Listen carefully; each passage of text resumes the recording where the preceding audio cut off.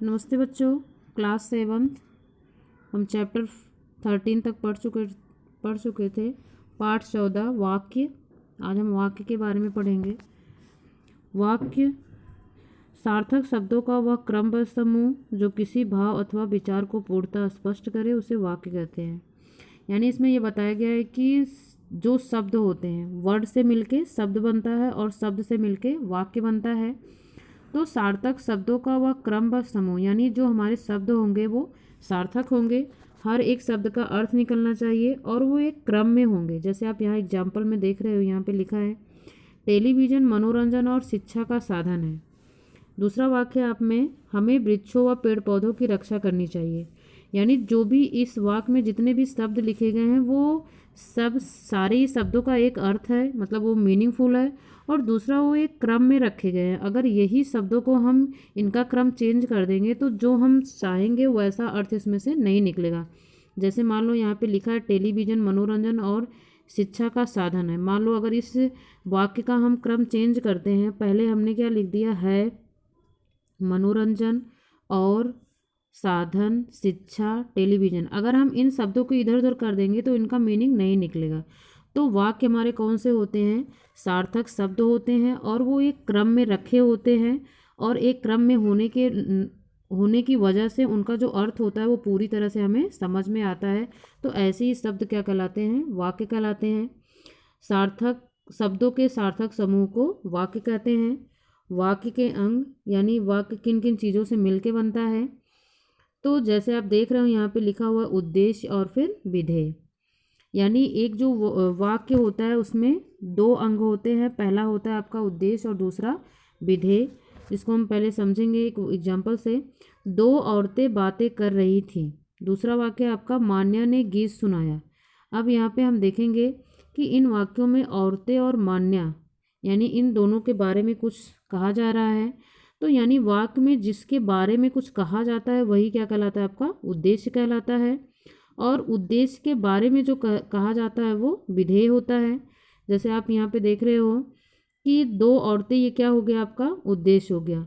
अब दो औरतों के बारे में क्या कहा जा रहा था? कि वो बातें कर रही हैं। तो बातें कर रही हैं ये क्या हो गया? आपका विधेय हो गया। और दो औरतें क्या हो गया? उद्देश्य हो गया। यहाँ पे नीचे है आपका विधेय। विधेय में देखेंगे हम छोटा बच्चा रो रहा है। दूसरा है लेखक कहानी लिख रहा है। तो यहाँ पे छोटा बच्चा क्या हो गया? आपका वो उद्देश्य है। और उसके बारे में क्या बोला जा रहा है? कि वो रो रहा है। तो रो रहा है क्या हो गया? आपका विधेय हो गया।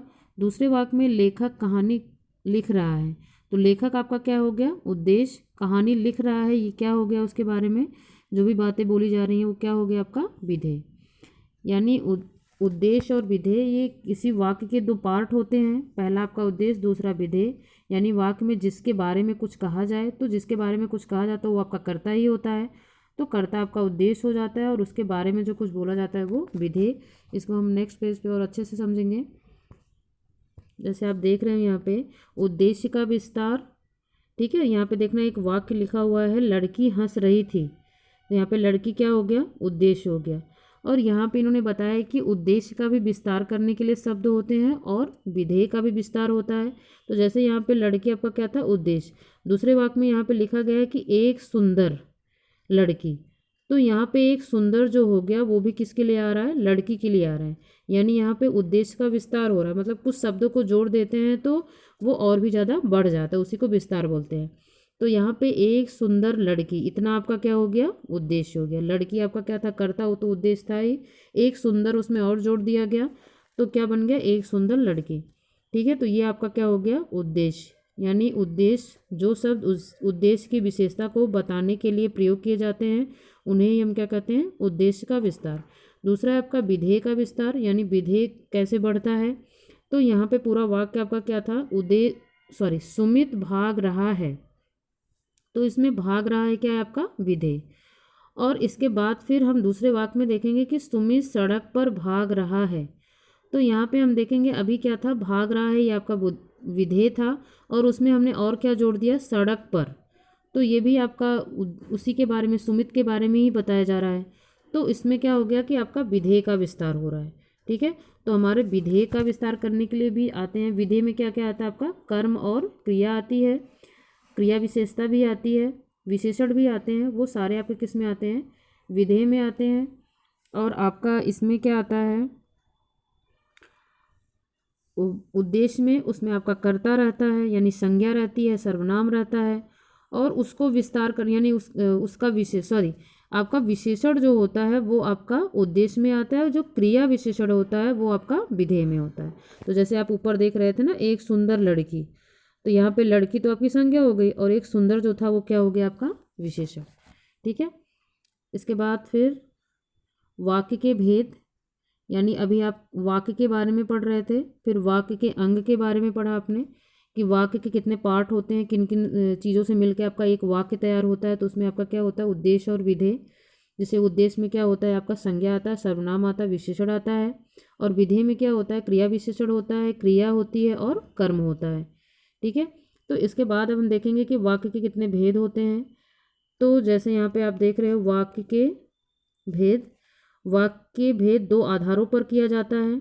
ठीक है, पहला आपका क्या है, रचना के आधार पर, और दूसरा क्या है आपका अर्थ के आधार पर। तो सबसे पहले हम रचना के आधार पर देखेंगे। रचना के आधार पर वाक्य के भेद, रचना के आधार पर वाक्य के 3 भेद होते हैं।